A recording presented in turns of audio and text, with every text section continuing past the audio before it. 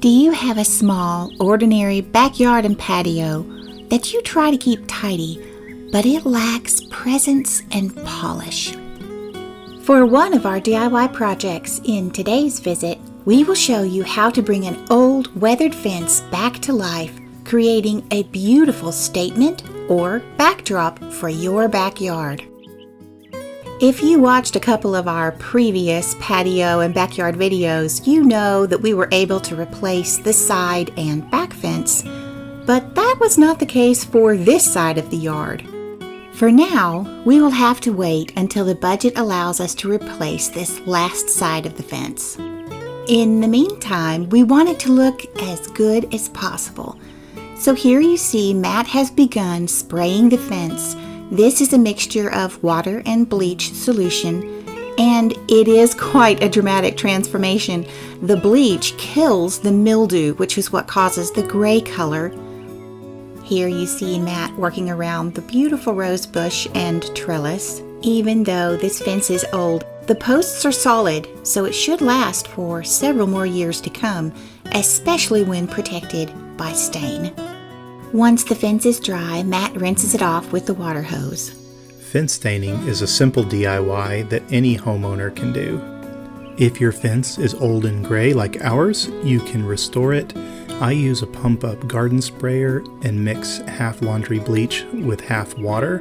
Just make sure to spray enough on the fence to kill the gray and then rinse it thoroughly. We'll let the fence dry for 48 hours before staining. While the fence dries, we tackle the next DIY project, which is staining the patio. This patio has seen a lot of projects. There are oil stains, lumps of old concrete, and an entire section in a different color of concrete that runs from the house to the yard, probably from a plumbing leak. Washing is an important step to get everything ready for the paint. Just make sure to give a couple days so the concrete can completely dry. Our goals differ for each project depending on budget and time, according to what is good, better, or best. In this case, we're going for better. Best would be repaving the entire patio. I started by taping off and then cutting in the edges with a brush where the roller can't reach. Then, once the cut-in is done, we'll go back with the roller and fill in the larger areas. We're using a solid color concrete stain. This looks very similar to a paint, but because it is a stain, it soaks into the concrete and has better resistance to flaking and peeling than some traditional paints. After painting an area, I'll go back over it with the roller just to make sure to smooth everything out. Once the first coat has dried, we can put a second coat on, and this project will be done. Our goal in staining the patio was threefold. First, to cover up the different colors of concrete that have been put on over the years. Second, to cover the grease stains and paint splotches from all the different projects. And third, to give the patio a good refresh. Here you see that plumbing patch that runs from the house to the edge of the patio, and it is all one color now.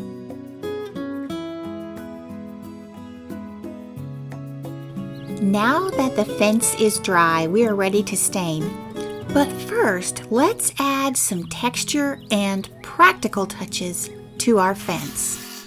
Matt and I both would love to live in the country someday, and to that end, we do as much gardening as we can in this little backyard. This year, to expand our gardening, we're going vertical by adding trellises up the fence on two sides in the yard. This pair of trellises will hold the squash plants that we've got planted here, and on the other side of the yard we have another trellis that you'll see in a moment, which will hold the tomato plants Matt has grown from seed. I know I've said this before, you're probably tired of hearing it, but it really is what you do with what you've got that counts. This is the yard that we have, and we want to grow a garden. So these trellises are a pretty, practical way to achieve that. Another motto of ours is to begin with the end in mind, and since we know eventually we would love to be on land, We want to do our best to improve this house and leave it in good condition for resale value. With that in mind, we went ahead and bought the higher quality trellises that weren't flimsy. Matt has measured the area on the opposite side of the yard for the other trellis where the tomatoes will go, and now we're gonna cut this piece to size. And yes, there's a bit of behind the scenes with another of our cameras.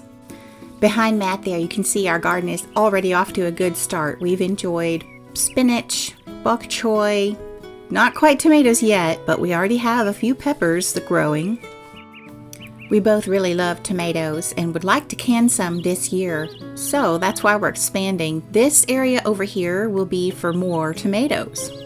I just can't get over the difference that bleach makes on the fence. It looks brand new. Okay, so this trellis is not practical, it's just pretty.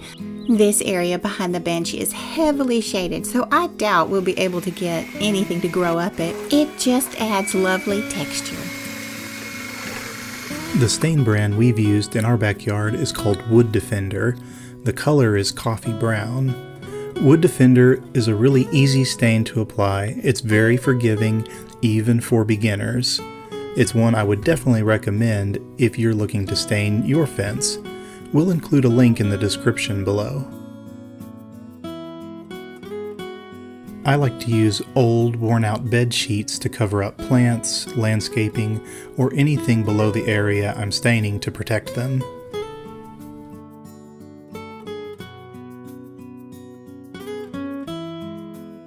While I'm using a sprayer to apply the stain, you can definitely use a brush or roller or whatever you feel comfortable with.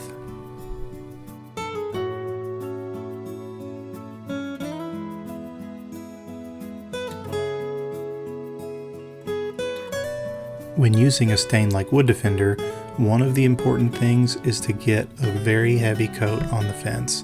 That'll saturate the wood with the oil and give you a nice even coat. It also protects the fence too and makes it last longer.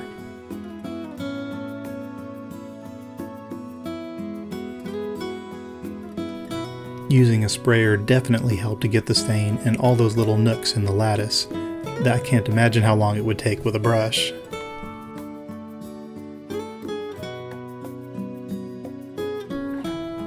Now you may notice I'm going to avoid spraying the very tops of the pickets. This is to prevent overspray onto my neighbor's side because their driveway is against the fence. I'll go back with a brush and touch up those spots after I'm done spraying. This restorative process of bleaching and staining only takes 2 days. And what a transformation! I love how the flowers look against the dark backdrop. One of the nice things about Wood Defender is that, unlike many stains, you don't have to keep a wet edge.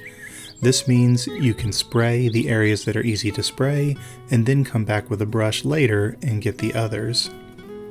For some stains, this would result in a lap mark where the old stain and new stain overlap.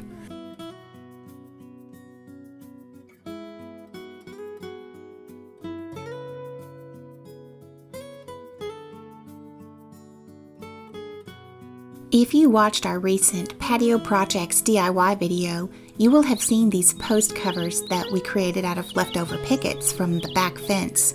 So many of you loved this project, probably best out of all of them. So here we are, finishing out the rest of the fence on that side. With the patio freshly painted and clean, we wanted to be able to keep it that way more easily.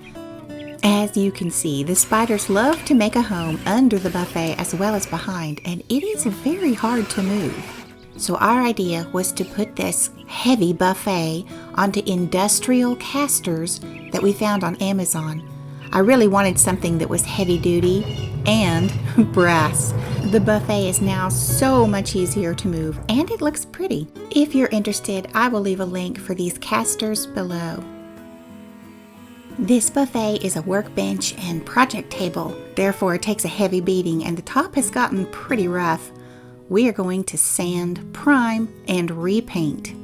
Case in point, as you can see, another project was completed on top of the buffet before I got it repainted.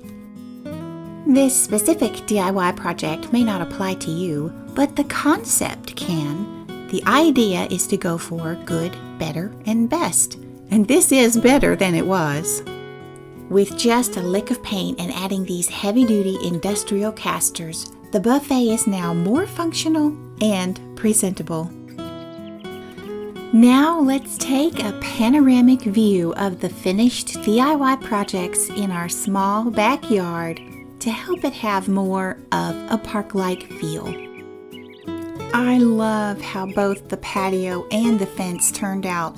Those two projects made the greatest transformation in our backyard. With the lovely backdrop of a fence like this, I can hardly wait to see what we do next year, hopefully with landscape plants. The garden and both of the new trellis beds are doing so well. What kind of projects are you doing to spruce up your small backyard? I'd love to hear. To end on a fun note, let's look at some before and after pictures.